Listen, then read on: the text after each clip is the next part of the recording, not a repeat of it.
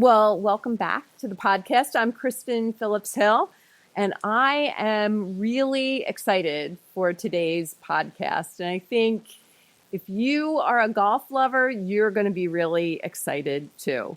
So I'm joined by Ken Phillips. He is the president of the Golf Association of Philadelphia, also known as GAP. And he's someone who has played a really instrumental role in growing the game and spotlighting it to broader impact across Eastern Pennsylvania communities, perhaps communities all across Pennsylvania. Now, Ken and I are not related. We're both Phillipses. We've not been able to find that missing link, but I've known Ken for many years, worked with him. He helped us do some great financial work when I was on the school board in Dallastown. Really valued that, kept us from raising taxes for many years. And so thank you for that great work that you do as well. So you recently joined us in Harrisburg for Pennsylvania Golf Day in the Capitol. And that was just before this year's U.S. Open teed off out in Oakmont, Allegheny County, Pennsylvania. And I have to say to everyone who's listening, if you watched any of that tournament, you know just how much of a test Pennsylvania golf can be.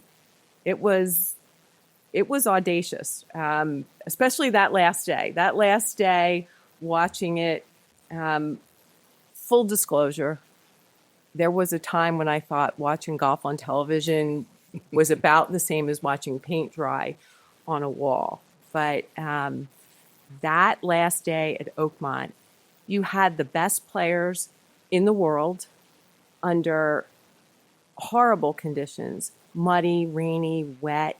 The gentleman who pulled it out, who won, and it was back and forth all throughout that last day, had to get up at 3 o'clock in the morning because his kid got sick. He had to run to the pharmacy to get his child some medication, and managed after all of that to win the U.S. Open. So, Ken, it is just so great to have you here. Thank you so much for joining me. Thank you very much, Kristin. It's an honor to be here, and it sounds like you're hooked.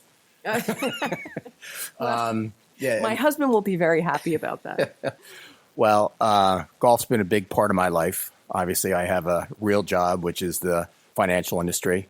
Been blessed to work with many school districts in eastern half of Pennsylvania. I was president of the Pennsylvania Golf Association, served on that board for 10 years, and then was asked to sit on the Golf Association of Philadelphia, and where I'm now the president this year. And if they don't kick me out one more year next year, but you never know. I don't have to go through an election like you do. But Oakmont was just Oakmont. Oakmont is one of the top 10 courses in the world, not just the U.S., the world. Probably the hardest course that I've ever played. And they like to make it hard in Pittsburgh. I don't know why, but every Pittsburgh course is just really, really hard. But Oakmont has hosted the U.S. Open 9 times, more than any other course in the U.S. And it showed its teeth, as it normally does. But, you know, I like to root for the underdog. And so J.J. Spahn, who had a great tournament, obviously he ends up winning, and he hits it on the left part of that green. And I know that green because I've played Oakmont, and I'm thinking, just don't 3-putt, just don't 3-putt. And then he makes it, you know, which is crazy. So anyway, it was a great event. And right after the PA Golf Day we had here on June 3rd this year, Allegheny County, Pittsburgh area, Western PA should be very proud. Well, let's start there. You were with us in the Capitol for Pennsylvania Golf Day. The energy was incredible, and it felt like the perfect lead into Oakmont. You bought these amazing trophies in. Everybody wanted their picture.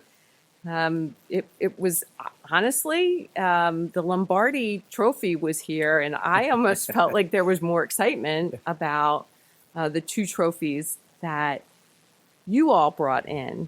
So what did that moment mean to you, especially knowing that the eyes of the golf world were about to be fixed on Western Pennsylvania and really the Commonwealth?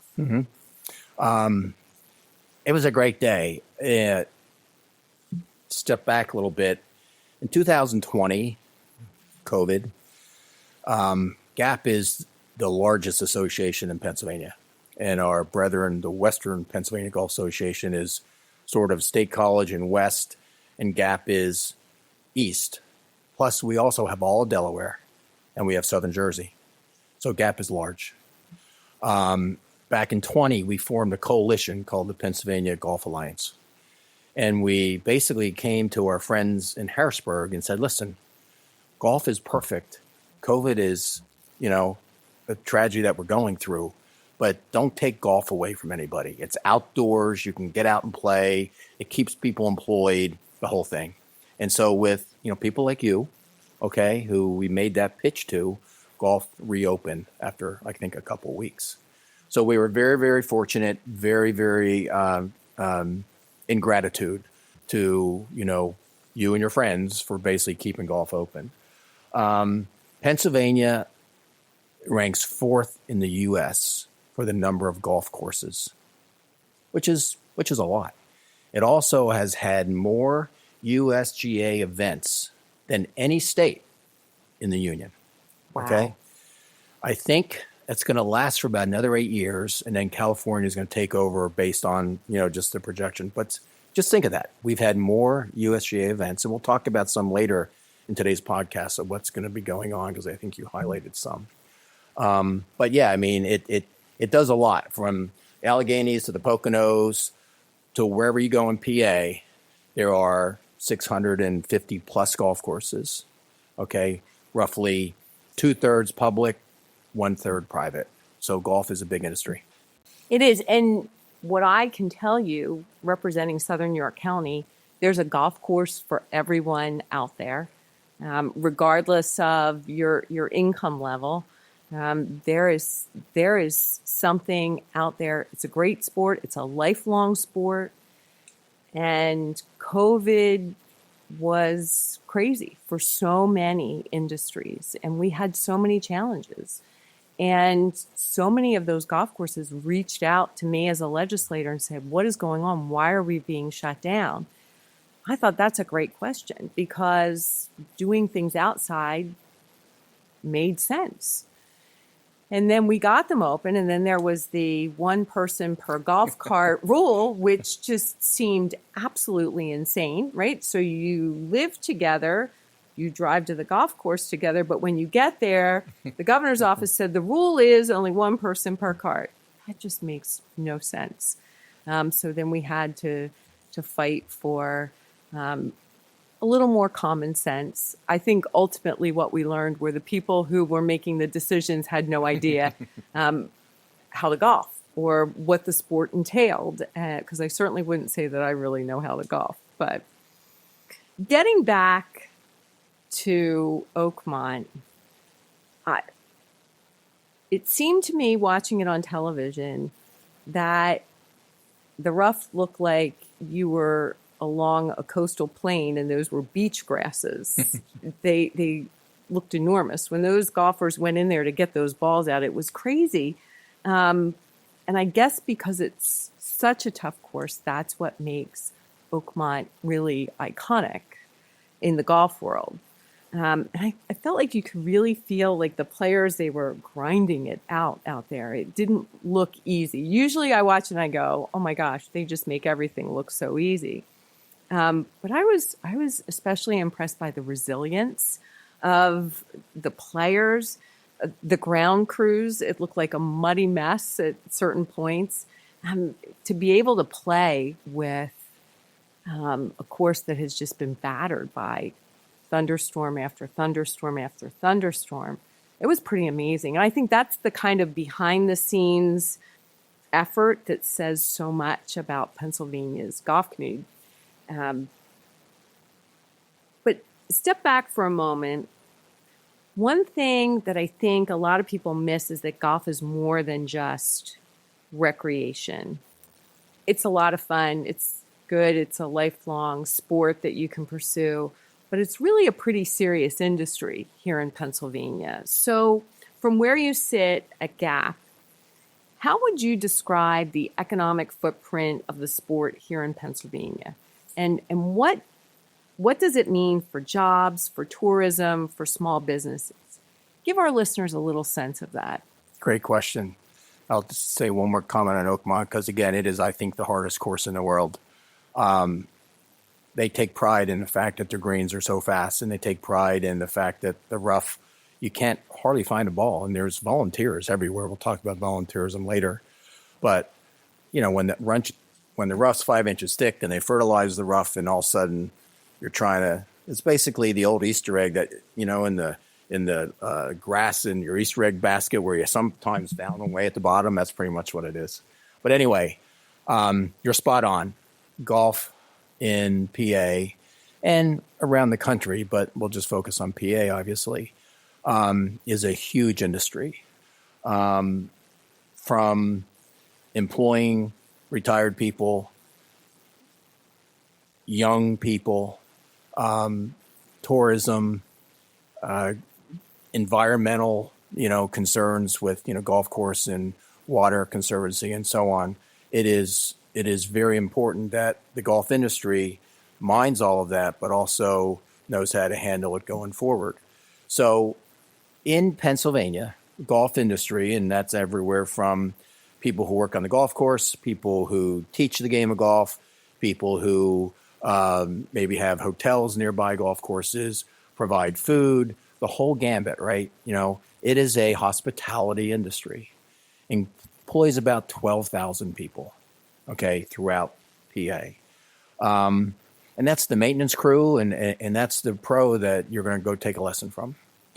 On dollars, make that the dollars.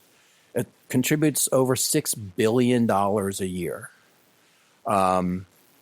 And, no pun intended, that's on par, okay, with other major industries.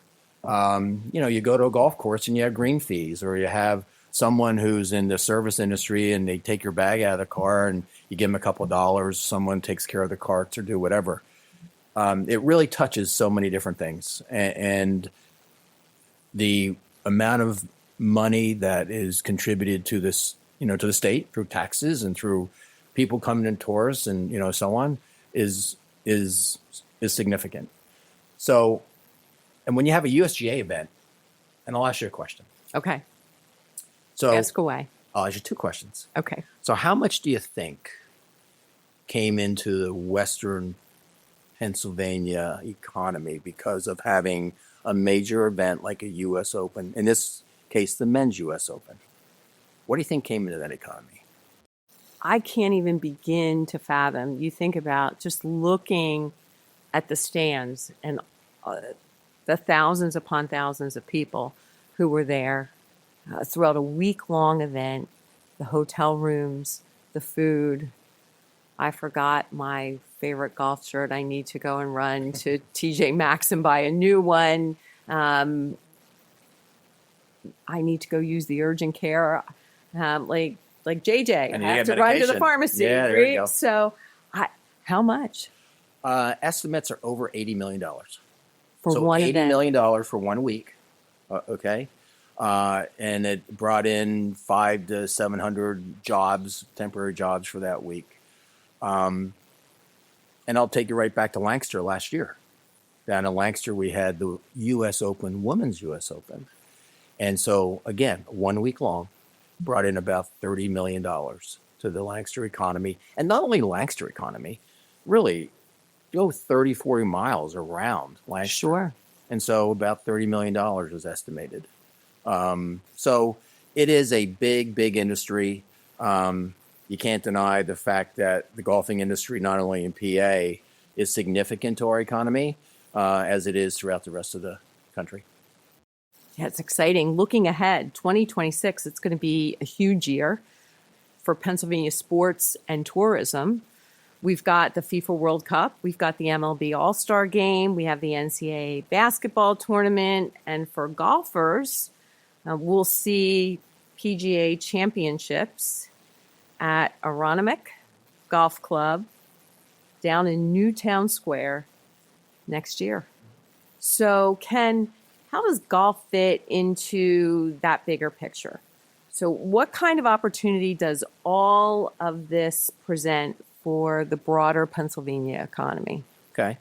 I think it will continue to thrive.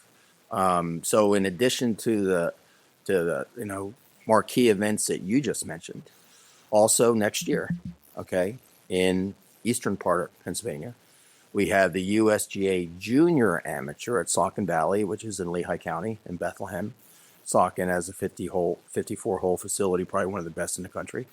We also have the US Amateur, okay, the biggest men's event for amateur at Marion.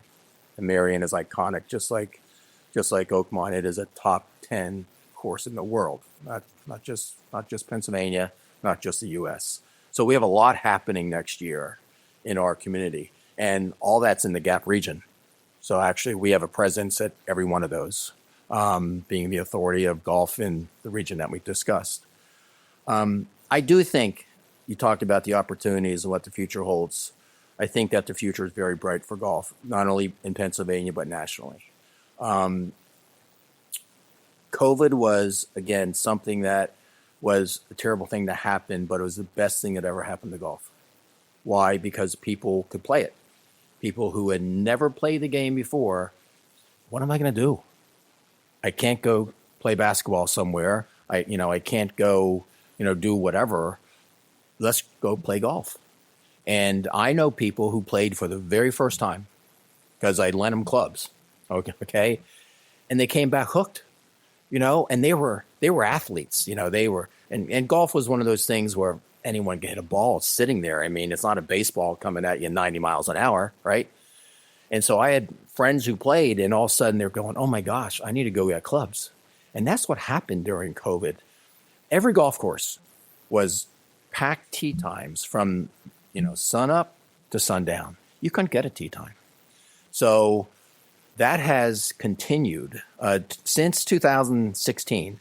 Okay, last year we commissioned, GAP commissioned a group to go ahead and do golf survey, on the economy in Pennsylvania. In fact, we have the GAP magazine, one of our magazines last year was devoted entirely to what golf means to the economy. And I'll give you a copy because I would love to read it's something you should have. But since 2016, so a little before COVID, golf participation has increased over 40%. Most of that has come since 2020.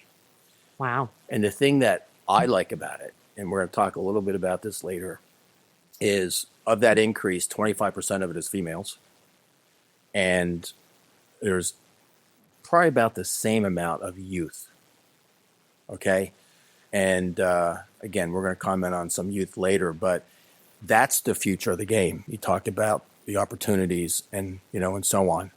When you have those people who have never been exposed to the game, and that could be playing golf at a green grass facility or like Top Golf. Mm-hmm. Top Golf, I have friends who have gone to Top Golf. And granted, there's food and alcohol, okay? But they go to Top Golf if you've never played it. It is fun. Targets out there and they light up and they can go at night and, there's bachelor parties and, it's really a lot of fun. And there's several of those. There's one down in Philly, I know. But anything touching golf, miniature golf. I'm a huge fan. Yeah. Huge fan. Just go to miniature golf and anything touching the golfing industry has just exploded since COVID. So, I do think the future is very bright, and that then gets back to the economics. Golf in PA, and I think nationally, will continue to be a very strong industry with respect to, putting people to work and bringing people into your area because they want to come to Oakmont and watch, or they want to come down to Lancaster and watch last year. It just helps, spur everything. Well, there is absolutely no doubt that during COVID, anything that was in any way affiliated with the outdoor economy grew significantly, and we're continuing to see it thrive, whether it's golf courses or trails or whatever it is. But Gap has done, I think, a really great job making sure that the game grows, not just at those elite levels, but also at the grassroots. So what does that look like then? So, here you talk about the growth in youth. How are you making golf more accessible for those new players and young athletes? And we certainly have our fair share in York County of some incredible young athletes. So before we started this podcast, Ken and I were talking about a young lady, Bryn Crossy. She just turned 13. She had to get a waiver to be in this adult tournament in York County. It was at the Country Club of York. She broke a woman named Connie Shorb's record, who is an iconic York County golfer. And she beat it by, 3 strokes? What'd she shoot? I think she shot a 63, and I think Shorb's record was a 66. And she now just turned 13 years old. She's going to start high school next year. That's incredible. I mean, keep an eye out for her. Bryn Crossy, York County. Okay. She'll be a name to watch in the future for sure. But really, how are you making golf more accessible for those new players and for young athletes? Well, this is easy for me to talk about, being the president of GAP, which I'm very proud of, who GAP is. So there's 57 allied golf associations in the country set up by the USGA. So the USGA came to Pennsylvania. The USGA controls all the handicapping. Not to get too technical on this podcast and bore people, but they came to us in Pennsylvania and said, okay, we're going to have 2 licenses. We're going to have GAP and West Penn, our brethren out in the western part. So they said, you guys figure it out. They didn't come with any instructions, okay, how you're going to promote the game of golf, how you're going to develop programs. But you have basically half the state, GAP, and West Penn has the other half. So we said, okay, this is easy. We're a square, but we're, whatever we are, a rectangle, square. Drew down the middle, State College. State College in East is GAP. State College in West is West Penn. So we then, 3 years ago, all of Delaware came into GAP, and we have Southern Jersey. So we went from roughly 40,000 members, okay, in the Philadelphia greater region, which York Country Club used to be the furthest west course in the GAP region. Okay, now it's Chambersburg. Oh, interesting. Okay, so we went from 45,000 members to about 130,000 members. And so the question is, okay, how do you serve 130,000 people? Going from Williamsport down to the Jersey Shore, down to Rehoboth Beach, because that's our area. So 130,000 people, 10,000 of them play in our events. We have 200 event days a year, which is huge. We're one of the largest associations in the country, GAP is. So we have 10,000 who play in our events. So my challenge to the board is, well, how do you serve the other 120,000? They're paying the same dues. They're getting their handicap. They're able to play in certain things. But we have 10,000 who play in our events. Championships, some things called play days where anyone can sign up and go play. A course opens their course. York does it. I know Lancaster does it. They open their course for a day to the public, and you sign up and you go play. You sign up through GAP. So anyway, we offer handicapping services, golfing clinics, agronomy services, community outreach, charitable things. We have the J. Wood Platt Caddy Scholarship Foundation, which provides scholarships to caddies, okay, and people in service to golf. If you pull up to a club and there's someone out there getting your bag out of the car and putting it on a cart, that's service to golf. They can apply for scholarships. So we give out several $1 million a year in scholarships. So it's a pretty big business. We have 30 full-time employees. We have almost an $8 million budget. Okay. But some of the things that I am significantly proud of is that we have a saying, constant improvement. I'm sure in this office, when I look around at everything in this office, you and your fellow associates strive for constant improvement every day. It may be this much or it may be that much, but every day get a little better. Okay, and that's what we try to do. There are two areas in GAP. You talk about how does GAP promote, how does GAP look at the future for golf. There's something called Youth on Course. Youth on Course started in California. If you're between the ages of 6 and 18, you can go play a course for $5, as long as that course participates. GAP has about 50 courses. Your county has courses that participate. And that's So, accessible. if you're 6 and to that's 18, reasonable. you go play a course for $5. GAP subsidizes that course about $7. That course sets the time. Let's say you can tee off on Tuesday nights between 3 and 5 o'clock, or you can tee off on Saturday afternoons or whatever. And why it's great for the courses, and when the courses really sit back, they take a look at maybe times are not that busy. But if you're taking your 6-year-old or 7 or 8 or 10-year-old, there's a good chance you're going to play with them, pay the full freight.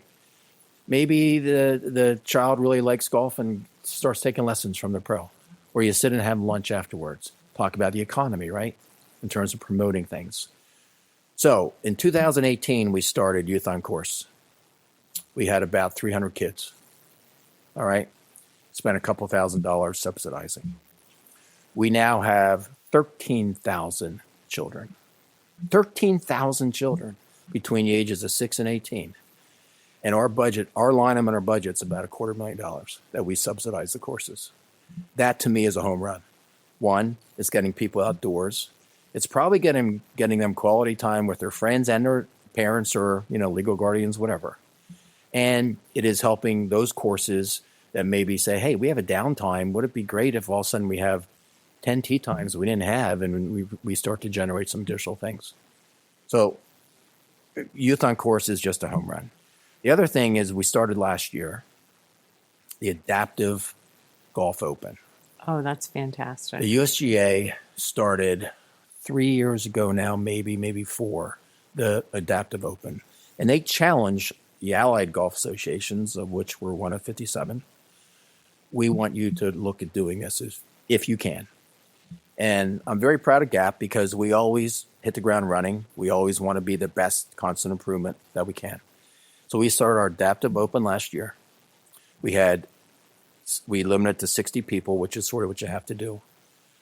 It came from 20 different states, 4 different countries, and all types of challenges. Amputees, mentally challenged, blind. We had 4 people from the Arizona University golf team, okay? Vision impaired, mentally challenged, and they came and played. And it was an unbelievable success.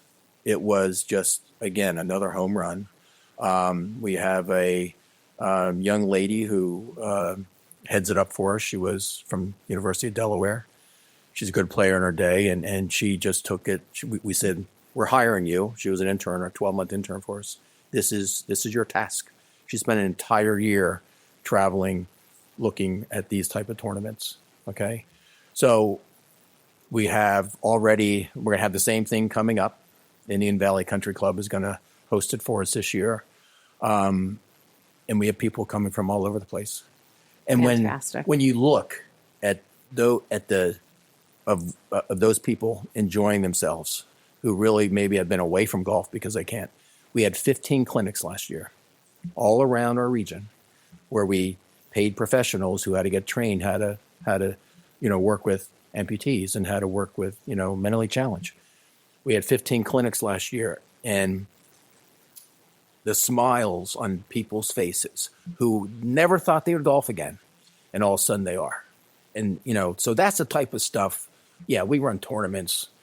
All associations run tournaments. It's those other things that I'm very proud to say we do that actually, choke me up at times, to be honest with you. Absolutely. They really do. Absolutely. So very, very proud of our association. That's really wonderful to hear. I mean, obviously, it's in your best interest to grow the sport, future people to engage, be players, but to take on that challenge of meeting the needs of special needs community is truly commendable. And let me add one more thing, because I forgot. If anyone listening to this podcast, and I know there's millions who listen to this podcast. I'm not sure millions, If you're, but maybe a few thousand. if you're a parent, if you're a grandparent, and you have a grandchild or a child between the ages of 6 and 18, okay, get on the GAP website, gapgolf.org. You'll see the courses that participate. Take them out for a round of golf. It costs $20 for our youth to play all year, and then they pay $5. So again, a parent, a grandparent, a neighbor, whatever, if you see somebody out there who you really think would get benefit out of playing in whatever capacity, because there's so many benefits to golf that are just, it's camaraderie and it's fellowship. And sure, you have the economics, but it's being outdoors. And so if you have somebody who you know may benefit, get on their website. I think that's great. It's always wonderful for your kid to find what it is that they love to do. And I've seen it with my own children. It was swimming. For some kids, it's scouting. For other kids, it's music and an instrument. But certainly thinking back to what we spent for our kids to swim, that sounds affordable. So, we've seen that surge in interest in golf over the last few years. I think you've certainly touched on a lot of reasons behind what's driving that growth. How are the courses and the local communities really keeping up with that interest and that demand and the renewed energy? I mean, there's a lot of energy behind golf right now in Pennsylvania. There is a lot of energy. The local courses are packed because, people really got the bug, right? So, I wouldn't encourage anybody. I don't care if you never play the game of golf, or maybe you're just learning to play the game of golf. Go out to a driving range and get a bucket of balls and tee it up and hit it, okay? You're going to roll them, okay? You're going to hit them left and right. All it takes is one shot. It's like catching that prize fish. I'm a lousy fisherman, and I've fished a lot, but I can remember one day where it was just like to use the word home run today for some reason, but it was just one of those days where, my gosh, look what we're doing. Golf's the same way. Golf is a passion, and golf is something that is fun. It's frustrating, it's humbling, it's rewarding, but it's fun. The local courses are doing some good things, and a lot of this came again from COVID. Is okay. How do you get people outdoors? How do you get the soccer kid who loves to kick a soccer ball? One of the courses in Lancaster, Fox Chase Golf Course up in Denver, PA, family owned, family run, just a great public course up right off the turnpike. They created this short course that had holes that were like bushel baskets. And they had invited soccer teams to come out and play and try to kick the ball into the hole. And again, something novel, okay? You have miniature golf places that have tournaments, and, you're hitting it through the clown's mouth or hitting it off, the bowling pin or whatever. Golf is supposed to be fun, okay? Top golf. We talked about top golf earlier. A lot of fun. So I think the local courses, and really anybody in golf since 2020 is really outside the box. They're really thinking outside the box. And I take a look at junior clinics, and they're using tennis rackets to teach how to kids to hit golf balls. I mean, just novel things, right? So I would encourage anybody. I don't care if you're 80 years old, listen to this podcast, or 10 years old with your parents. Go out and just try the game. And it could be just miniature golf. Or it could be doing it in the driving range and just getting some clubs, and all of a sudden you're going to hit one and it goes, wow, that felt great. Probably a good place to get your frustrations out too. Oh, there you go. Okay. Hitting a golf ball. But I think one of the things that perhaps gets overlooked is that courses aren't just places to play golf. As you noted, they're doing a lot of innovative things, but they're also green spaces. They're community hubs, in some cases, historic landmarks. They're just beautiful places to be. So if you're looking out 5 to 10 years, what is your vision for golf in Pennsylvania? What are the biggest opportunities you think present, and how do we need to get ahead of it to take on those opportunities?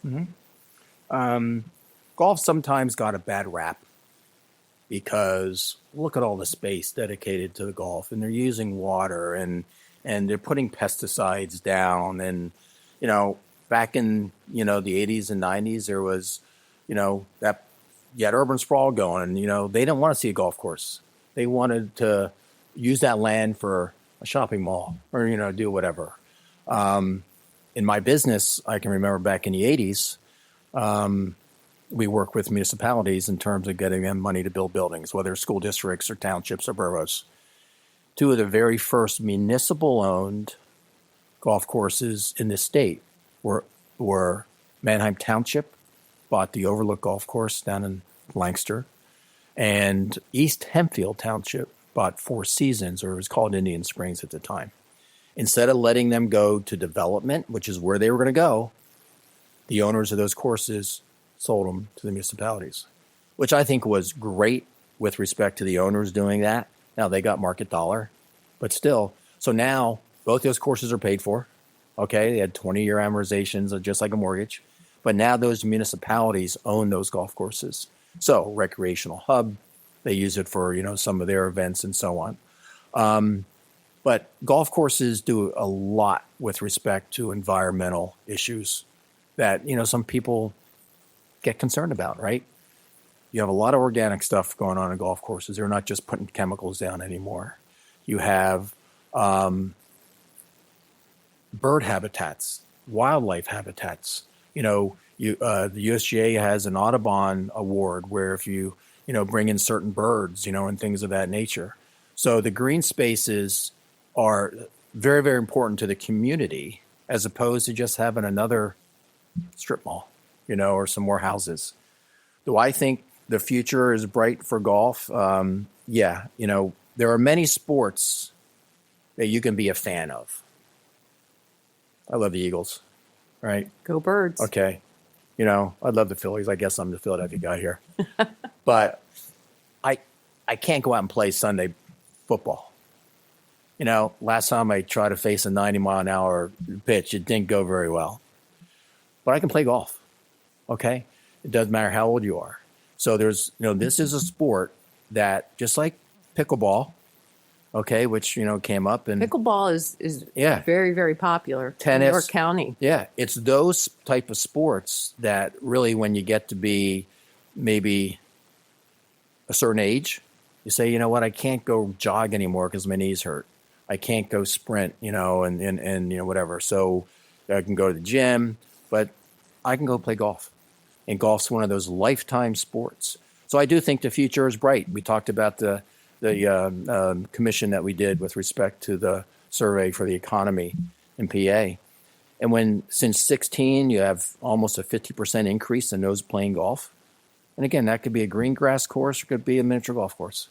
So I do think the next 5, 10, 20 years, you'll continue to see significant value in the game of golf from an individual perspective, but also from an economic perspective. Okay. Well, and I think that's exciting. I want to be top in just about everything that Pennsylvania does. I don't want to lose out to California on anything, even the number of U.S. Golf Association events. I would hope that they would find continued value in hosting those events right here in Pennsylvania. So for anyone who's listening today who wants to support the game, maybe they're interested in volunteering, maybe they want to get their kids involved, maybe they even want to just pick up a golf club for the first time, what's the best way for them to connect to GAP? Okay. Take the latter part question first. To get involved in the game, go to your local course. There's professionals at that course more than likely. They sometimes have a practice facility. Go and say, hey, I'm interested in getting involved in the game, and maybe sign up for a series of lessons. A lot of courses, give 5 lessons for X, and you may be in a group of 10 people, but you're learning the game from putting all the way up through, playing golf. So I would significantly encourage you to go ahead and visit that local course in some capacity and say, hey, I'm here, teach me. All right. GAP, we have 200 plus volunteers. We have 200 event days a year. We always could use volunteers. And remember, our region's big. It goes from Williamsport, like I said, down to the shores of Delaware and to Jersey and out to Chambersburg. So every course in this area is part of GAP. All right. And we have qualifiers, and we have, I think York Country Club just had the GAP Open last year, I think so. So we're always looking for volunteers. gapgolf.org. gapgolf.org is everything you want. If you want to sign up for Youth on Course, it's right there to do. If you want to sign up to volunteer, it's right there to do. And you may only volunteer 2 tournaments a year. But let's say I live in Stewartstown, all right? And, there's an event being held at Carlisle. I may say, hey, I'll go to Carlisle and I'll, work that tournament. You may be a ball spotter. You may be a timekeeper. You may be a scorer. There's so many different ways to volunteer. We're thrilled with our volunteers. I mean, we have younger professionals who love it. We have a lot of retired people, and that's their job. We have course raters, and they go out and rate a golf course. They're part of our course rating team. We do about 15 to 20 ratings a year, and they get to go rate the course, learn how to do it. Then they have lunch and they play. What better way to do something? So being involved in golf is really up to you. Okay. It's like anything else. But if you want to visit our website, there's plenty of things for you to do, or just go out to that local course and say, hey, I want to learn how to putt, or I want to learn how to drive, and, take me there. Well, and what better way to see really good golf up close and personal than to volunteer and be right there. That's pretty amazing. So gapgolf.org.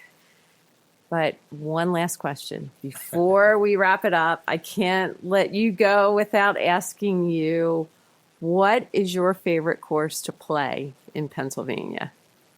Well, I have to say Lancaster Country Club. I grew up working there. My brother and I started caddying at the age of 10. There were no labor laws back then. We just went out and caddied. And then we worked on the golf course. So from 10 through into college, we either worked on the golf course or caddied or worked in the bag room. And then I was fortunate to become a member in the late 80s. But Lancaster is, if I had to play one course the rest of my life every day, it'd be that.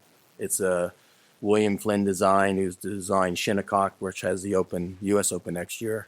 It's just a great course. My brother and I got our start there. My brother was a golf professional.